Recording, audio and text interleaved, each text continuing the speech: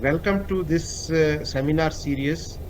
And this first seminar is about the high-speed wireline interconnect fundamental and the future. This is basically a type of the SERDES, and this is the one as we were discussing on the group. This is one of the very important topic in high-speed digital communication. Dr. Noman, I know him from last many years as an engineer from NED and also as a MS student in Linköping University in Sweden, and then he did his PhD from University of Waterloo in Canada.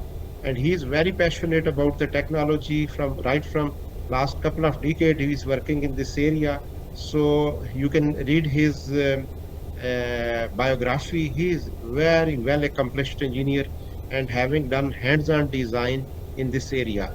So we see not this seminar not as the just a overview, but also a long-term collaboration with Dr. Noman Hai for the students in Pakistan and also the other groups in Pakistan. So Noman, very welcome to the and thank you very much for sparing the time from such a busy schedule with your family and taking time out on this odd time because you are in Canada and we are in Pakistan. Thank you very much once again. So the floor is yours. Thank you so much. Thanks for the introduction. Yeah, it's really good to be here. Okay. Thank you so much. Thanks again. We're going to talk about high-speed wireline interconnects, and we'll talk more about the fundamentals. I will go mostly with the fundamentals, and then we'll talk about the future directions. Future directions is my main subject as well. So I did my undergrad many years ago from NED University. NED becomes a little bit more prominent because one of the students become the CEO of Altera just recently. So, and it's one of the older universities too. Then I went to Sweden in 2004 and 6, where I was working under Rashid Ramazan as well. He's my TA for the courses we have taken. Then after that I went to Waterloo to do my PhD, and since then I'm working on many different designs. But I was mostly focused on wireline application. We'll talk about the interface IPs. Then I will go into some of the challenges we are facing. Then we will go more into the SERDES point of view. And the last part of these ones are much more circuits. This is what I've been doing there. So we're gonna give a very brief introduction about the circuit. So this is called third-party design IP. So let's go with then what does it mean by IP? Some of you may know, but you may not know. But IP means that intellectual property, they call it, and the design IP is something some companies will make and sell, not as a chip, but as a GDS or as a circuit, and give it to somebody else to use it in their SoC or system on chip. And there are different kind of SoCs or IPs. We can talk about it. For example, we have memory chips, we have CPU clusters. We're talking about CPUs a lot. Then we have different kind of a connection, like interfaces, memory interfaces there, then AI accelerators, there are embedded processors. But you can see there are different blocks which IP companies make and give it to bigger system companies so that they can use them in their own design. So for example, processor IP, we know a lot about processor IP. For example, ARM has a processor IP. They license their IP. You can use their IPs for the processor, and then you can do it on your cell phones and even on the laptops there. So these are processor IPs. Foundation IPs are those IPs which are, as I mentioned here, they are, for example, they are for memory interfaces, for sensor interfaces, for some general purpose IOs. So they are called foundation IPs. And the 30% of the IP market goes to interface IPs. What does it mean by interface IPs? Because interface IPs is that if you need to connect two pieces of circuits together, you need an interface. And they can be a high-speed interface or a low-speed interface. So we can call it, like, for example, in this case, it's called die-to-die interfaces. There are two dies sitting next to each other, and you're going to connect them. There's a die-to-die interface. But the other interfaces which you may have heard and know a lot, for example, USB, which you already use a lot for the connection of with the laptop, with the cell phones, HDMI cable for the TV, This is very important. You know already, Ethernet cables, PCI right now. PCI is not very well used in in consumer market, but we know those who are old enough, they know we used to have PCI cards. So they are all kind of a connection between one block of the chip to another one. So this is the high level overview of the design market. I am coming from Synopsys. So Synopsys has a very big share in terms of like market. Now, as I mentioned, it would mean by interface IPs. We already talked about it very quickly, but these are from the, we call it Solid State Circuit magazine in 2023. That what are different kind of wired interfaces. So here you can see there are PCIe interfaces there, SATA. If you already know that in your hard disk, I don't know, still people using open their desktop computers or laptops. I used to do it a lot. When you open it up, you can see there's a SATA connection between your external hard drive or even internal hard drives to the processor or to the motherboard as well. You have SATA, USB. We already know DDR is the memory interfaces when we put the DDR, and we have a C, it's a common electrical interface, CM, Ethernet, we call it, HDMI. So they're different interfaces and they're going at a different rates as well. And with different speeds means that they need different kind of circuits to make it work. Within interface IP, I am working on this yellow block, and within that yellow block, I am working on the high speed SERDES we call it, which is the 224 gigabits per second. So you can see that I have a very small niche expertise. I do not know everything, but I do have a very small niche expertise, which is the highest speed die to die SERDES. And that we are doing it in one chip. So you can think about the enormity of this,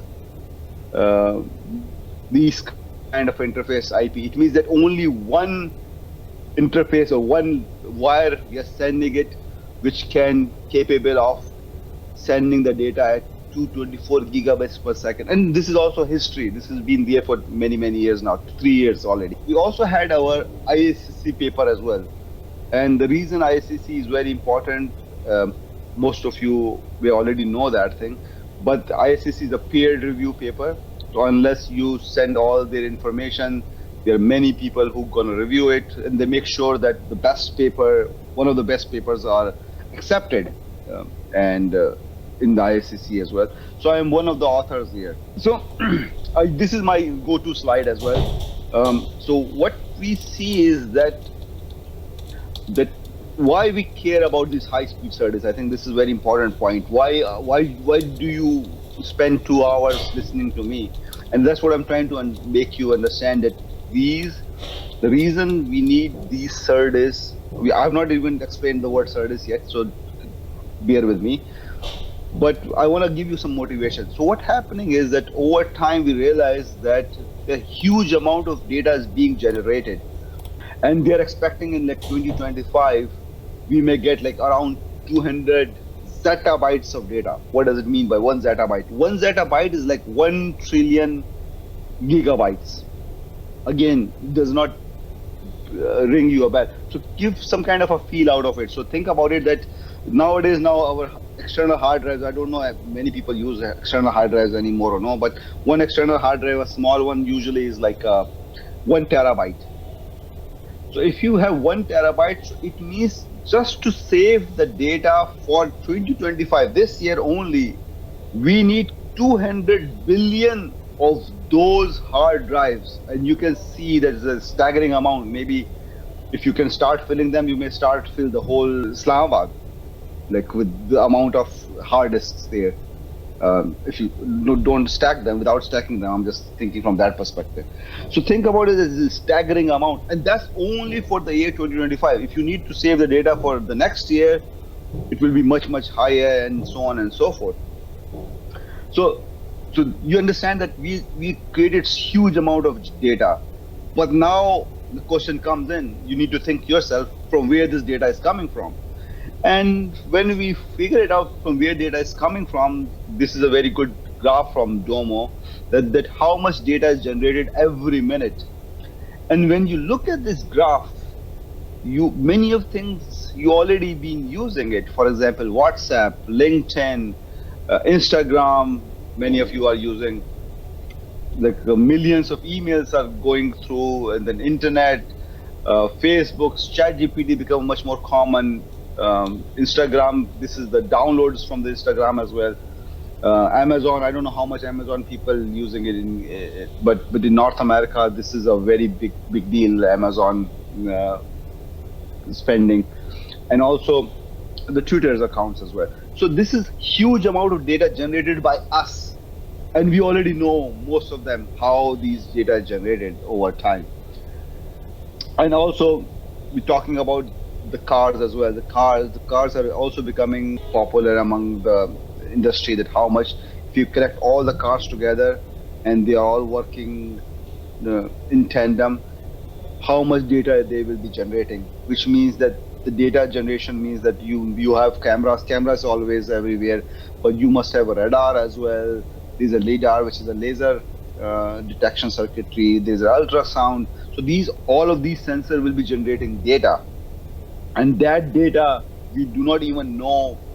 This is not, we usually use it. This, we are expecting them to go up to, like, I don't know, 10 exabytes of data there. So AI is also generating huge amount of data. Many of you may have seen the slide. The AI boom just started in front of our eyes there. ChatGPT is something people know now, but AI work, or the trainings have been going on for a long amount of time. Then they are generating huge amount of data, because it's easy to understand from ChatGPT perspective, but we can use the ChatGPT to generate more data. We can create books or whole amount of information which has not been there based on the previous amount of data. So you can see that we can generate huge amount of data without even doing much out of it, just looking at the data which is already available through internet.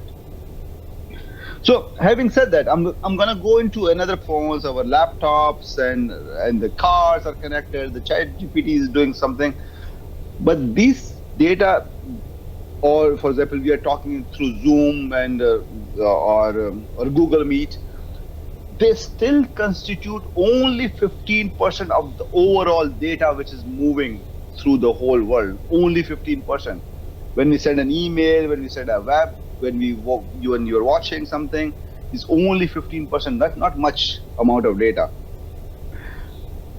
So that data goes to, for example, you send a message through WhatsApp to your friend, it goes to a server, and then server will, or it will encrypt it on your cell phone, but that encrypted data will go through the through the internet to the server or to the data center, and from there it will be sent to the recipient. That is very small amount of data, or very small amount of data transfer. Other data transfer which is happening is between data transfer to data transfer, or data center to data center. I'm sorry, not data transfer. So what happened is you send a message to WhatsApp, which maybe the other person maybe on the other side of the world. So that data which goes to the data center may have to be replicated to another data center to send it to the user. So between data centers, you also need some kind of a communication, which is around 14%. But most information which is happening is within the data center. So now, it took me a while to understand what you mean by data center. So let me know if you need to understand. But you can think about your data centers as huge servers sitting around. But the most amount of data, which is more than 70%, or in this case 72%, stays within the data center, which means that, for example, you upload a YouTube video. Eventually, you will upload this video. So what will happen is that this YouTube video will go through some kind of a tagging factor. They will look into that the copyrights is not being done wrongly. They're gonna store all this information. All these things will be done within a data center. So, but within the data center, you need to move the data. So most of the data stays within the data center, which is a 72%. And why I'm telling you this thing, the reason I'm telling you that thing is that this 224 gigabits per second SERDES or wireline is most useful when we are dealing with data within the data centers there. where we need like a huge or very, very fast links. And that's what I call it. We call it, we need a fatter links. This is not a technical term, but we use the fatter link, means like it should have a higher capacity and a higher speed as well. And we also use some technical terms to or technical parameters to find out what kind of a links we use, and they call it like a PPA, which is power, performance, area, and latency, which means that we need to have a lower power, we need to have a higher performance, higher the speed, higher the performance, and of course you cannot have too much area. You can understand that area is also shrinking. You want your chip to be smaller so that everything stays in a smaller data center. And what is mean by latency? When something happens and until you reaches to you, if it is not in like milliseconds or microseconds, you're going to lose that information. And that latency is very, very important factor. For example, in cars, for example, you're going through and you're going to hit some object, but you need to make sure that your sensors can give you information and you can brake. Your car can brake like right away. If it takes like a 1 minute to brake, you're done. So that latency is very important part of that information. Let's go through some philosophical overview of SERDES. Okay, so let's see what we need to talk about it. I want to make an analogy. So at least if you do not fully understand the circuit part, you should understand why it matters and what is the analogy with our real life. Or think about it. People going from Islamabad to Karachi. Okay, I'm just giving an example. What is an easier way? The easier way, for example, everybody wants to go through an aeroplane. There are 200 people, and everybody wants to have their own jet. It means that you need 200 runways, you need 200 aeroplanes, you need 200 of captains, 200 of crew. We can think about aeroplane is like we connect them in serial fashion. One aeroplane goes through all the way to the other side of the world, and once you reach there, you take the people out. So now you see that we reduce the cost a lot, because rather than having 200 aeroplanes, we just need one aeroplane. Rather than 200 captains and the crews, we just need one of them. So this is the same concept we use in the serial communication. Before, like 20 years ago, most of these information was parallel. Data coming in, 8 bits coming in, 32 bits coming in parallel. You take the data parallelly, you move it from one GPU to another part in parallel. But over time, we realized that sending parallel data is not very efficient. We started to put them into serial way. So you can think the serial way is more like an aeroplane, that we, rather than having all of them in parallel, we just put everything in one aeroplane, send it through the channel, one side all the way to other side, and then we deserialize the data. Or in this case, the passengers will go out. We don't need to be in the serial fashion way. But think about it, that what is actually going on there. But it has its own repercussions too. That if you want to, for example, if you're going from one place to another through aeroplane, you already know that you have to be in the airport like 3 hours early or 2 hours early, so that they can pack you, they can do all your check-in, they look at your security, and then all this adds up to the latency. So rather than, like for example, going to Islamabad to Karachi may take 1.5 hours or 2 hours. I don't know how much time it will take. 2 hours assuming, but you still have to go 2 hours before. So you can see your latency is now, rather than 2 hours, becomes 4 hours, just because you cannot have your own jet. If you have your own jet, you don't really wait for that amount of time there. Or same thing, if you're going from your university to home, you may not need the jet. You just need maybe a bus. A bus will take different kind of it will take longer time. Or rather than having everybody has their own car, they can go through a bus, so that only bus can, you have less traffic, more power efficient, more economically better there. So this is the philosophical overview of SERDES there. That rather than having things in parallel, you can put everything in through a serial communication, that only one bit of information goes to one at a time. This is the animation I made as well. So what happened is, in actual circuitry, that you have a transmitter. Transmitter could be anything, could be a GPU, could be a CPU, or so on and so forth.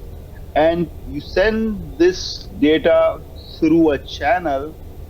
I'll come back to what do you mean by channel, but you can think about it as it could be any media, any wire media, and you send the data one at a time, and it goes through the channel, and it is received by the receiver or maybe another GPU serially. And once you get all the data available, then they can serialize, or the receiver can take the data in parallel and do its processing and whatever it wants to do at that time. Yeah, that's what I'm trying to show it here. So what it is showing is that rather than parallel data where we get a crosstalks and clock skews and there's so many number of pins, we can remove that thing and put them as a SERDES or a serializer and deserializer. And what we are trying to do is we call this term time division multiplexing. So what does it mean is that we send the data at a specific amount of time. So you already know that by that time, if I see this thing, then this is my first bit. If I see after 2 units, then or 1 unit, we will see the second bit, and so on and so forth. So that depends on the time division multiplexing part as well. And you can think about it like a frequency. You may have heard about frequency division multiplexing. When we actually design a SERDES, at high level, there are two blocks. There's a transmitter and there's a receiver. We already know that thing. Same thing. Our TV is simple receiver. TV usually do not send information. Usually, unless it's a smart TV, but usually it takes the information only. That whatever is coming through the cable, you receive it. And there sometimes is a transmitter. Usually, our cell phone is both transmitter and receiver. Same thing for the laptops and so on and so forth. So you can think about it that in all SERDES or serializer, deserializer, or the wireline communication, we need a TX block and we have an RX block, which is very similar to all communication circuits. There is nothing different in that one. On the left hand side, we have a transmitter in the red box, and on the right side we have a receiver. And in the transmitter, we call it like a mux part. Now I'm again going into a little bit of a detail there, so let me know if you need more information. But what muxing is doing is selecting one of the data and sending it through. So just a fancy way, mux is just a fancy way of saying that we are selecting the data on some amount of time. So at 0 information, we send bit 0.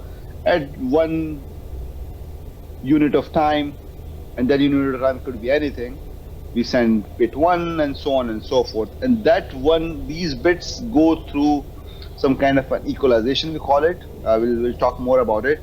And it just sent through the driver, send it through, we call it a driver, which drives or push the data out. In this case, we can think about this as an aeroplane.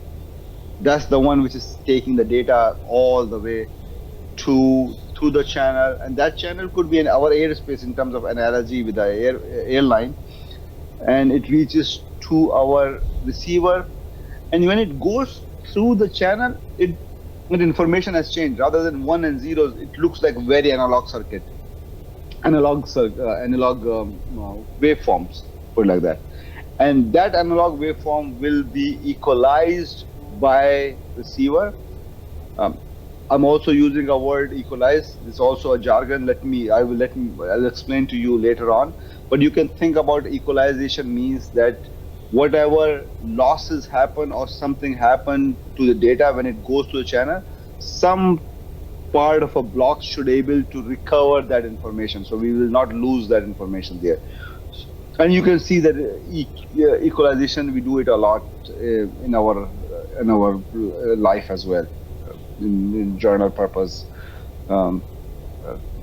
information, and then it goes through a comparator, so we can know if the data is 1 or 0, and that information goes through our deserializer or demuxing. The main concept of a transmitter is takes the digital data and convert it into the signal, we call it analog, and it goes through the channel and it received by the receiver, and it receives the data and convert this analog data into digital.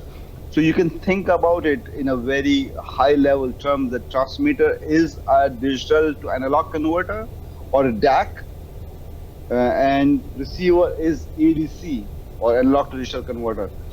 But they are fancy terms to say that thing at a very high level. They are the same thing, but there are so many other things going on. But technically, everything in our world is either DAC or anything which is connecting to the real world is either DAC or an ADC. So at high level, everything looks like that thing, but at the same time, everything looks like inverters as well, and everything looks like filters as well. So if you start thinking from each way in different terms, they all look same. You just our mind will make it differently there. So there's a channel. I'm going to talk about the channel. Channel is an important part of this concept here. So this is one of the application of interconnects or the channel. If I go back, this is the channel I'm talking about. That what kind of a channels we have. I'm just showing a very small application space, but there are hundreds of applications where we can have a channel there, and you can think from your own perspective as well that this is a mode of communication. For example, you have a in terms of what kind of a channel. If you're going from our university to home, you may have a footpath. Footpath is one channel. You may have a highway. There's another channel. You have an airspace. You have another channel. So different kind of a channels. But in terms of our circuitry, you can think about it that we have two chips. The purple one, we can consider them as chips there. It does not mean that it has only one die. I'm putting a concept of chiplets in this one as well. But you can think about this. We have different dies connected on a chip. So there's a one ASIC die and it's connecting to another die, the yellow one. And because they are on the same chip or a same package in this case, they can connect through a very different levels. We can connect them through our RDL layers. As I said, I'm a little bit going ahead of this thing. Let me know if you don't understand it. But you can use the actual processing technology layers to connect one chip to another chip. And we usually call them extra short reach connection.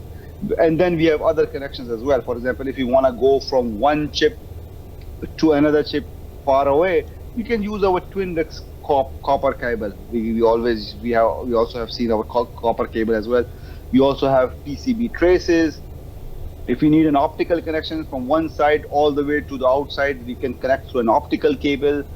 That optical cable also connect at the end of our PCB with some kind of a connecting cable, which connecting cable send it all the way information to the other side of the chip as well. There's an optical module we can use. We can have an active copper cable. We have a active and passive copper. For passive copper cables, we already know. If you have if you're in the lab, you will see a passive copper cable, but they are active ones as well, which usually boost the signals. So they're different kind of interconnects. That's the channel I'm talking about, and we give them different names. That there's extra short reach, there's very short reach, medium reach, long reach, so on and so forth. And usually they depend on the different sizes there. So they are die to die in a package. You see that we're using the terms die to die, and it comes with a chiplet. It's a whole new world if you start talking about it. So within the interconnects, within the channel, there's so many applications we're talking about. But the one we are concerned about it is mostly when we're talking about like a twin Rex cable or the PCB traces as well, like 30-40 dB of losses kind of sense there. So now I have finished the high level overview of SERDES. I'm going to go into a little bit of the two main aspects. We already talked about the channel part. We talked TX, and then we talk about the RX. Has been my expertise, more circuit level. The transmitter you can think about as an aeroplane. That aeroplane going through an airspace and taking data one at a time. So there are not many aeroplanes in parallel. One aeroplane taking one thing to another data. So that analogy you have to keep in mind and try to understand does it make sense or no.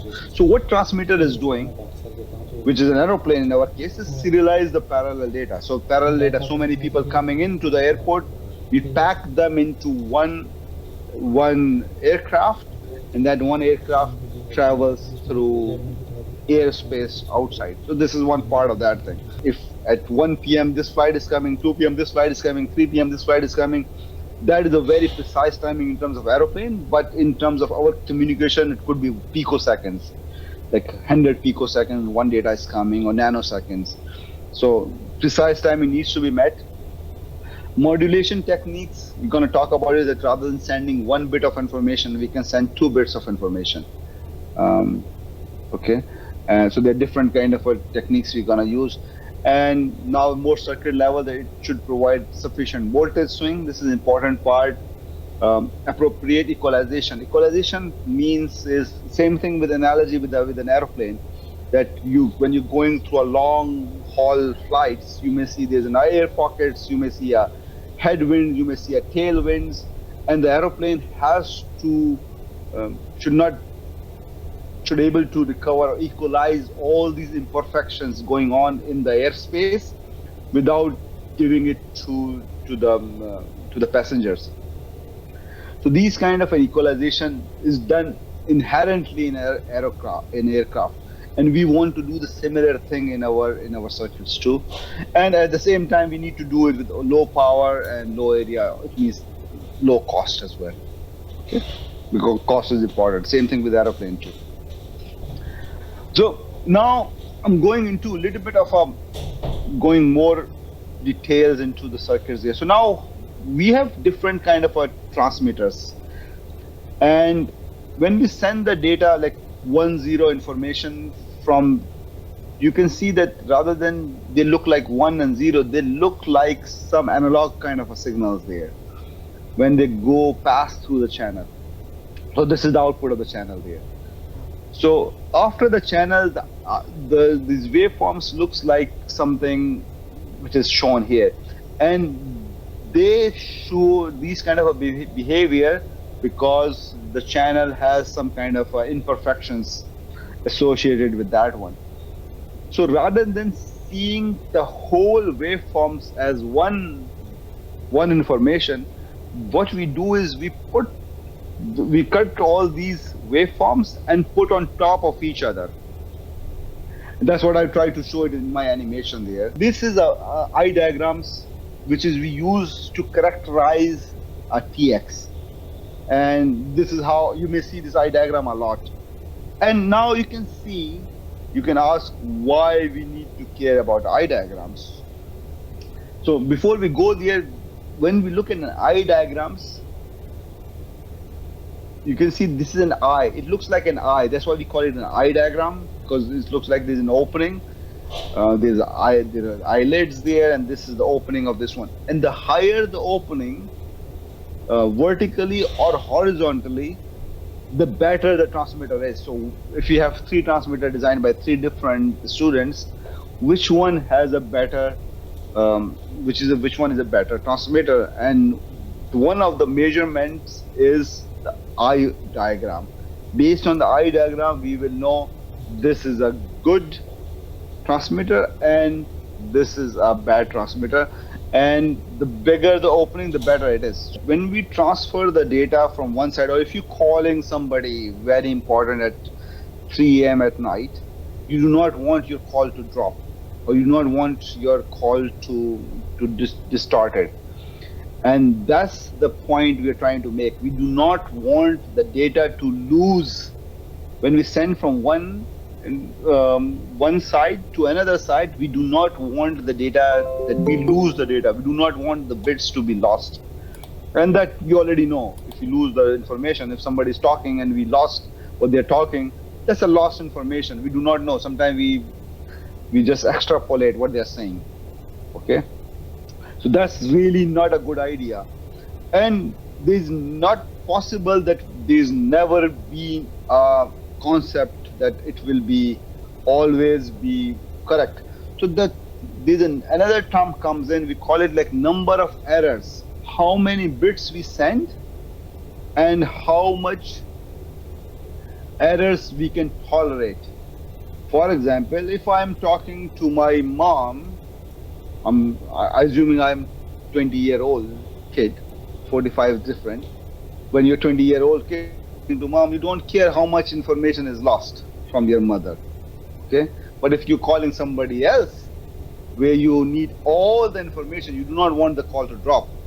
So that's the information you need to understand, that bit error rate is the ratio that which kind of information you do not want to miss. Bit rate is difficult to simulate, difficult to figure it out. That's why we use eye diagrams to know or predict how much good quality, as I said, the quality part comes in. What kind of a quality of data I am sending, and what is the probability? It's all probability in this case. What is the probability that I will receive the data with a 99% confidence that I will receive? What when somebody send the data, I will receive it. If the eye diagram is good or eye opening is bigger, that translates into some mathematical terms. So this total jitter, we call it here, total jitter, depends on our deterministic jitter and the random jitter. And jitter is something. Jitter is a concept in its own. But think about jitter as a some kind of information coming in at some time, but you will always be different on that specific time. Just give an example. For example, somebody wakes up exactly at 6 a.m. But if you exactly monitor at what time they wake up, you will never know that they will be exactly. They may be waking up like a maybe like 30 seconds early. Sometimes they wake up 30 seconds late. Sometimes 2 minutes, 3 minutes. So this is the jitter across the waking time, and that's the randomness part of that included into this thing. So that's what I'm trying to talk about it. So there's another concept called modulation scheme. We already 1 hour. Okay, that's very interesting. So one other thing is that we call it a modulation technique. Modulation technique is that rather than sending one bit of information, why not we send 2 bits of information in the same time frame? Okay, so that's another concept. We call it this is a very old concept in wireless communication, like a PAM4 or other ones. So, but this become much more common in wireline communication as well. That rather than sending one bit of information, and that bit is 1 or 0, we send 2 bits of information, so we can get. But now you can see now it's more analog circuits. So now rather than knowing it is -1 and +1, now we put some kind of a dish to the values to this one and try to figure it out uh, what kind of a data we sent. This is a serializer. I'm not going to too much detail into this one. Serializer is one other part of the whole thing. I just draw this figure because it looks, if you already done some undergrad or digital circuits, so you see that they're all flip flops and latches and muxes and the combinational logic. So it's just the serializer, which is the heart of the transmitter, is just a cascades of muxes. And as I said, what is mux? Mux is just a selection circuit. You select one information depending on the time. If at one amount of time you select one input coming data, and the other amount of time you select the other part of the data, and then you continue doing it until you can serialize the whole data coming in. So the other important part we're not going to talk about it, spend a little bit more time, which you may be more aware of, is the driver. What does the final driver look like? If I think a driver, because you need to send the data, the bits to the outside, so I'm just connecting these mux, like we call it 2 to 1 mux with the driver. What does it mean? That 2 bits of information coming in, and we select one of them and send it outside. So you can see on that case is that we have clock 0 and clock 180. So when clock 0 means that when this one is high, it means that our NMOS is on, and at that time this clock 180 bar. So now my PMOS is on as well. Then the D0 will go through and to the inverter, and inverter will send the data to the output. We call this one as a Thevenin equivalent circuit or voltage mode driver, and the same concept we can use it with the current, and based on the clocks we can select which path is on and which path is off, and we can select the data, and that data information goes to the output, and we call it like a the current mode logic. These are the two very specific one. So I'm going to talk into a little bit more circuit details now. So this is a 1-bit current mode logic, very simple. You have a differential pair, you have a current going in on the base, um, and the tail. So what happened is, assuming my P data or the positive data is high and negative data is low, so it means this transistor is off. Only this transistor or this NMOS is on. So what happened is that now you have current flowing from this RT. RT means that the termination resistance, and this some current is flowing through this another RT, but this one is off.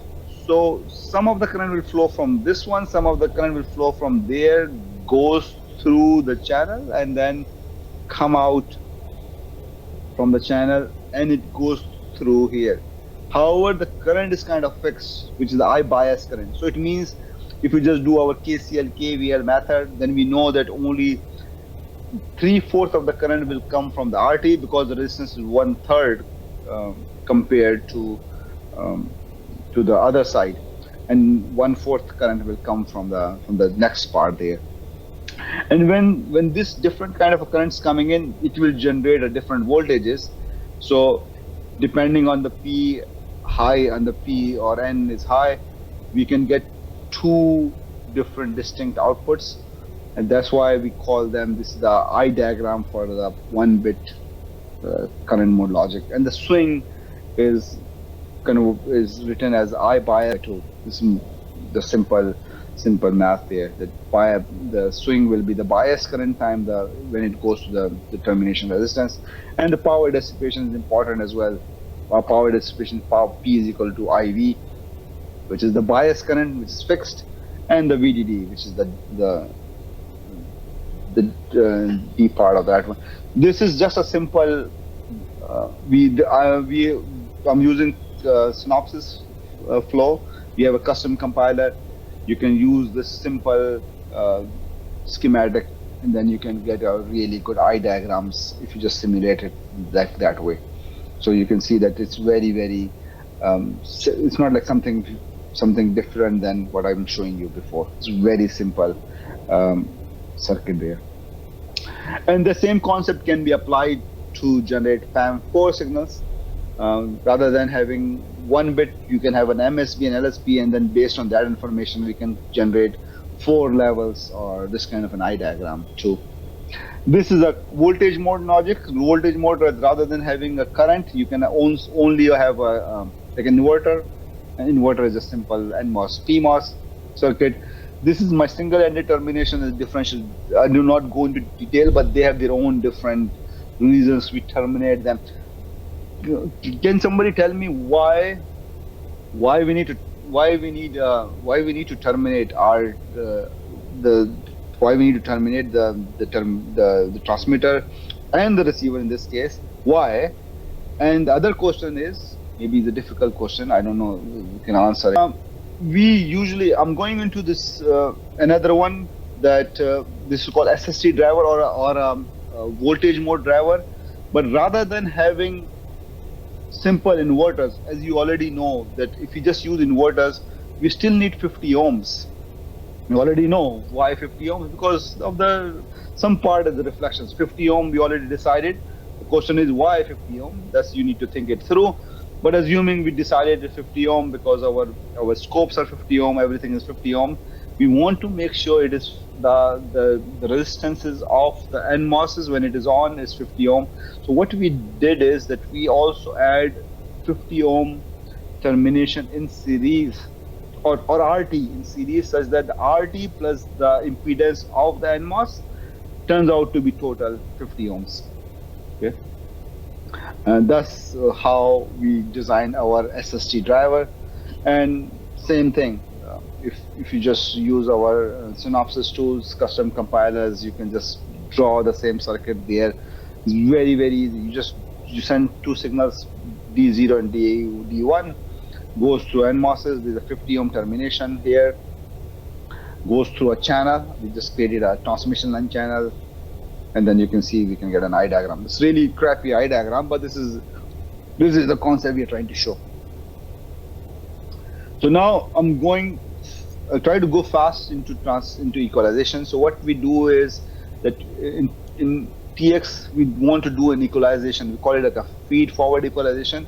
And as I will just remind yourself as well that what is equalization? As I said, that in terms of analogy with an aeroplane, if there's a headwind, tailwind, when there's air pockets, aeroplane should able to equalize itself. It should able to compensate for all the bad things going on.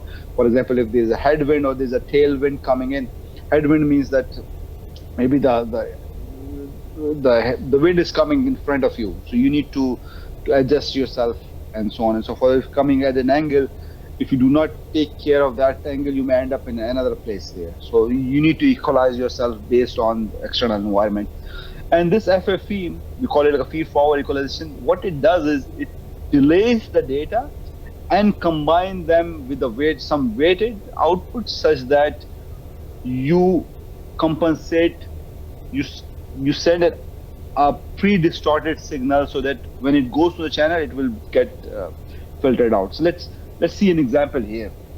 So initially, if you look at the bottom, if I send this dotted red line, if I send this information and it goes through a channel, then the eye diagram you can see the eye diagram is like this. And some of the results you already seen, that if the eye diagram is not open, the bit error rates, the receiver will not have any information that when it look at the data, it has no information, it is 1 or 0.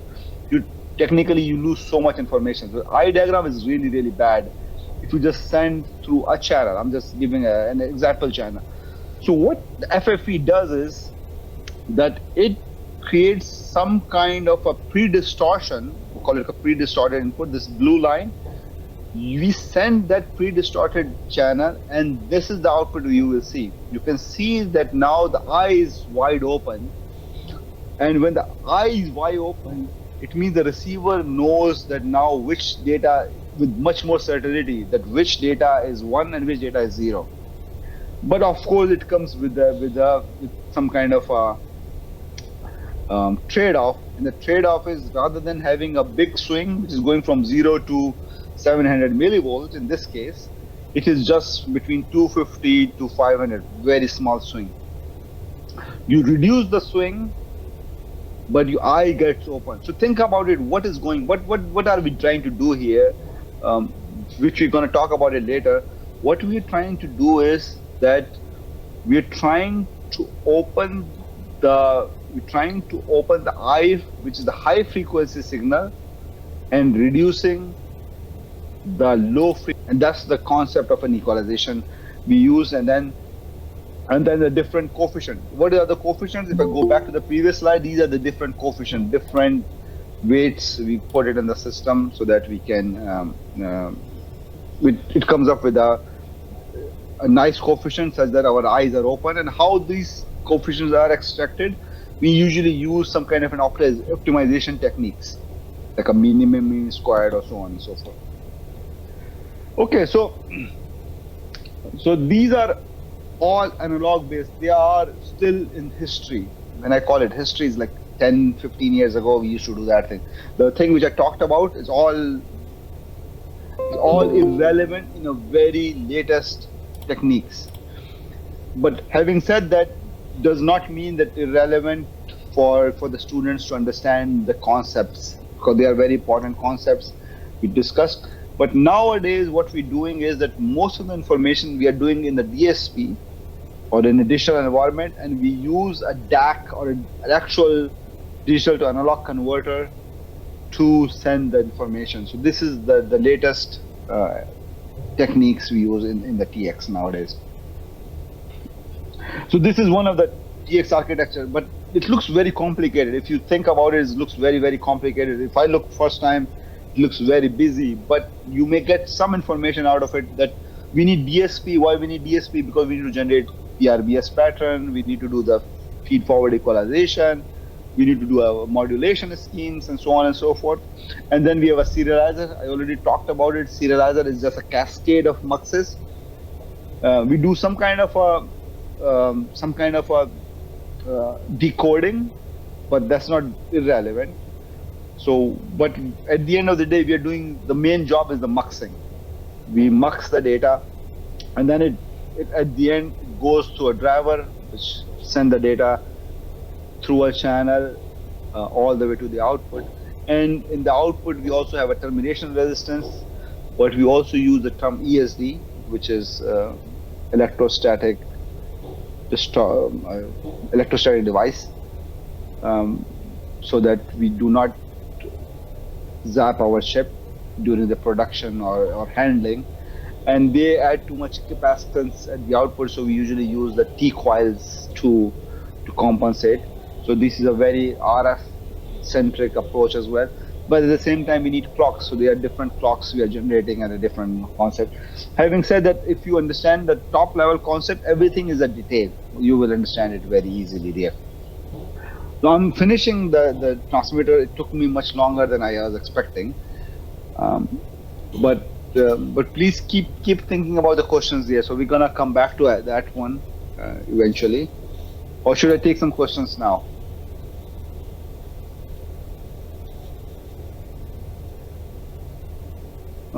Okay, so let me try to finish these things in like 10-15 minutes, the receiver part, and then we can have a more open discussion.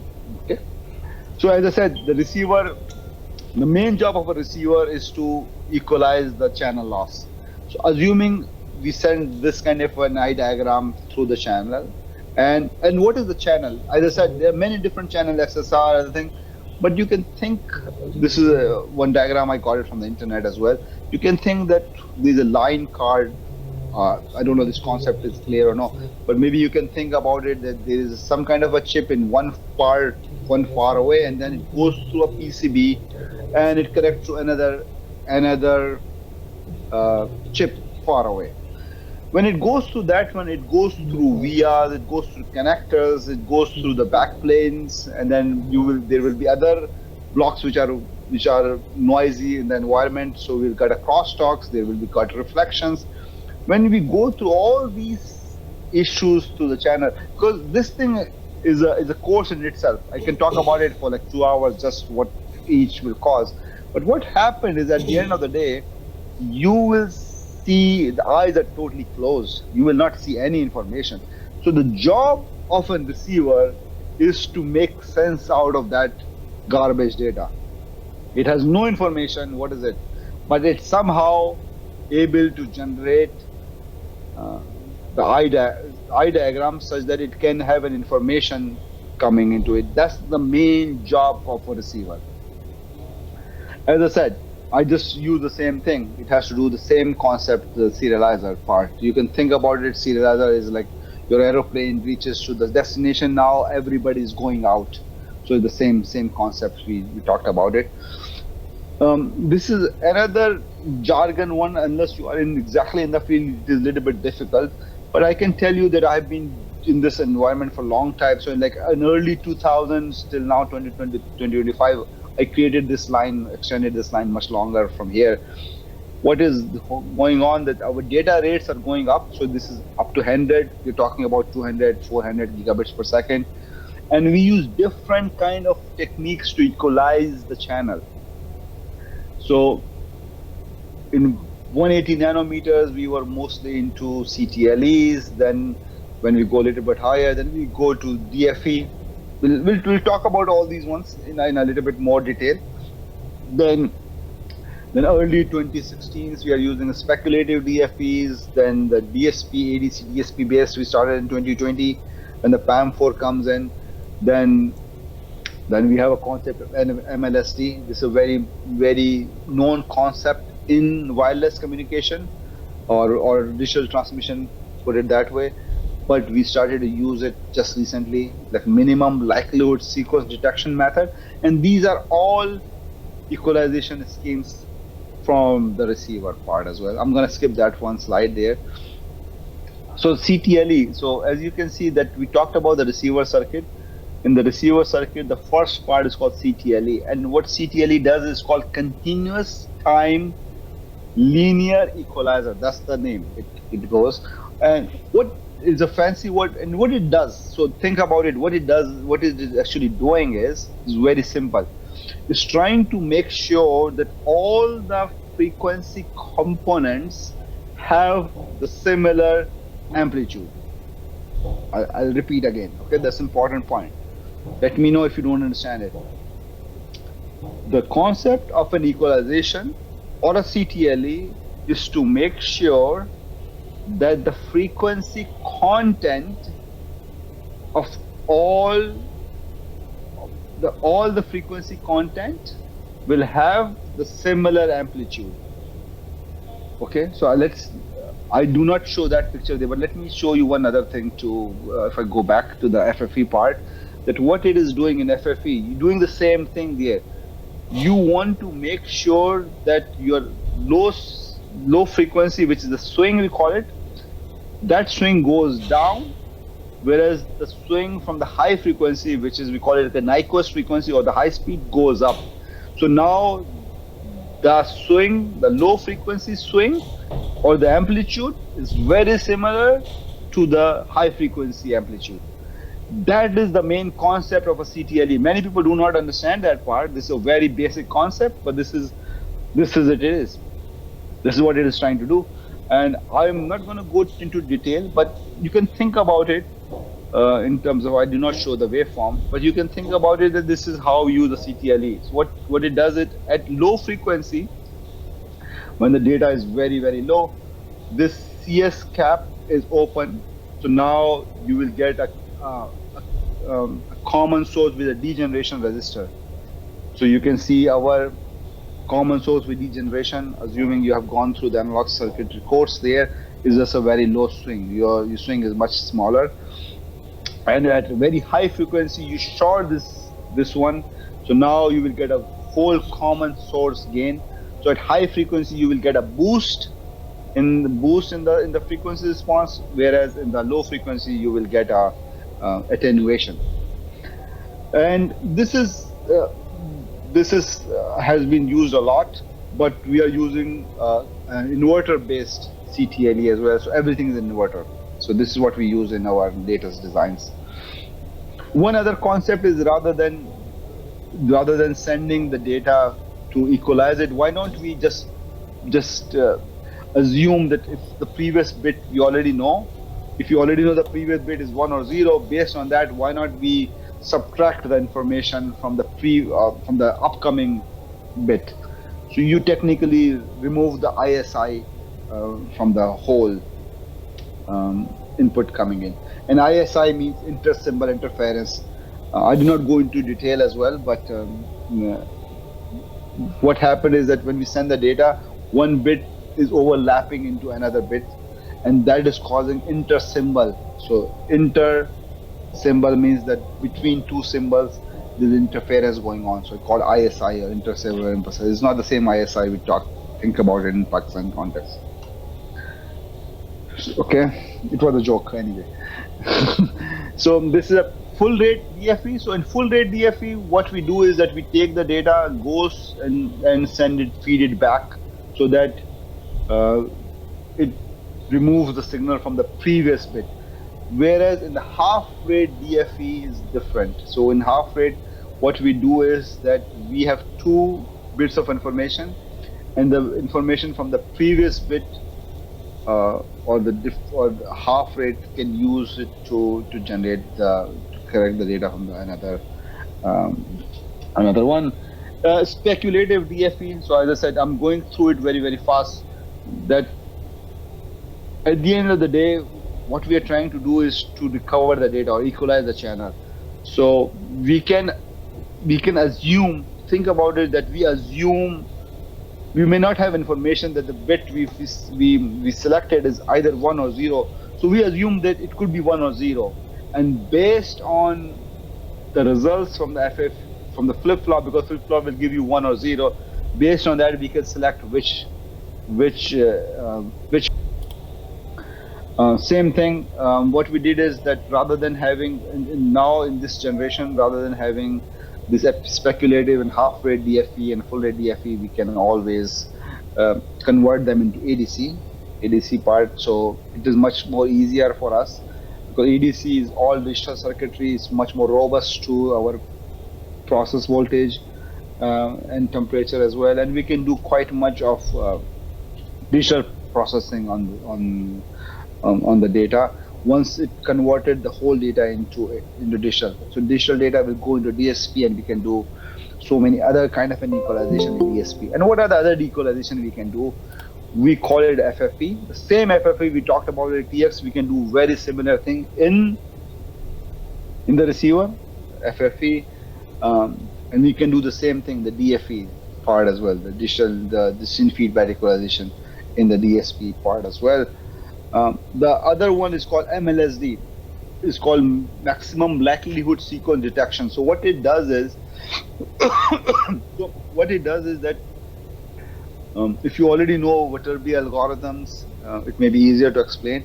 But what will happen is that we assume the data is going from one state to another, and of course we already have the data that what the information we got, and we try to correlate that what would be the easier path for the data to come through it. So if we look at the data and go through our MLSD algorithm, we can find out that this may be the likely path for the whole data to come in, and then you can look at the whole data in one shot, and then you can see, just looking at all the bits together, what would be the likelihood sequence that all these kind of a bits would gonna come, rather than seeing one bit at a time. It's a little bit more complicated topic, but it is becoming much more prevalent in the latest designs as well. So this is one of the last slides there. So as I said, that I've been working since around 2000. When I did my undergrad in 2002, and at that time I did PCI-X, which is a parallel communication. At that time, serial didn't even show up. So I'm talking about within 20 years, we have been seeing a huge rapid growth. So the first 1 gig ones usually come after my graduation, that part there, or mainstream in this case. Now we're talking, we have done 224 gigabits per second now, and now we are going into the next generation of higher speed.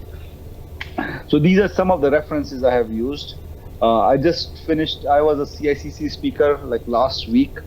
We talked about our, much more in detail about our chip. This basics of wireline, I did it on also in Circuit Inside. This with I was speaking to MIT students now, similar to you as well. They're all students too. We had a very good chat. I will put more on our LinkedIn as well. So exactly the same thing. Good talk about it. We were talking the basics, but there is only half an hour, and I have quite many other techniques as well. You can also, if you are more interested into detail, I have much more information. Before we go, I think these are the information somebody asked me to put it there so that people understand that it's not for students, but it's more for the faculty, especially for other Shahid Ramzan Saab as well, so that they know that we do have a very good suite of the tools. We call it a custom design because we are really good in digital, but custom designs we are at par, if not better than our competitors, and in many fields. And we already know who the competitors are. There's only one. And we also have used PrimeSim Spice. We have huge number of or different numbers of PrimeSims for different applications as well. And we are also doing quite much on electro-optical core designs, which is a very interesting part as well. So if somebody wants to know or wants to have access to our tools, Synopsys tools for your own design, or get an help to get something out of it. Uh, I highly encourage to talk to Samad. Let him know that I came from me, and we are very willing to help the universities to to get that tools and everything there. And we can also see that we have done quite much of spice simulation, and we with the different GPUs and CPUs, we are getting a huge number of gain with different kind of GPUs we have used. We have used NVIDIA GPU and other ones as well, and we have seen a huge productivity boost um, for the. This is especially for much bigger customers and much bigger designs. Uh, but what we are trying to show is that our tools, our simulators are best in class. And we also have a fast spice method, which is usually used for SRAMs, other kind of a design, which is more lookup table based, and it can break the design into different pieces and speed up the simulation. It has shown a huge improvement over time.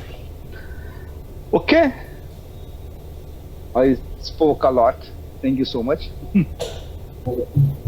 Dr. Numan, thank you very much for the nice talk. First of all, we would like to thank you for such a nice talk and big round of applause from everyone. Thank you so much.